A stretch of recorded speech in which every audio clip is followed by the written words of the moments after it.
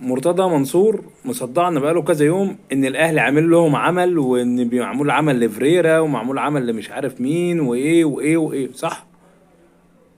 فك العمل. طب انت مشيت فيريرا ليه؟ يعني مشيت فيريرا ليه؟ قول لي. مش معمول له عمل؟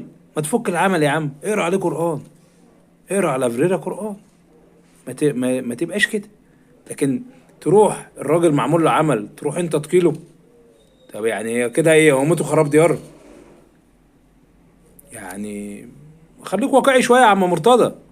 قول ان الفرقه وحشه، قول ان الدنيا بايظه، لكن ما تقولش ان معمول عمل. الكرة ما فيهاش الكلام ده. الكرة ما فيهاش الكلام ده. الكرة ابعد من كده.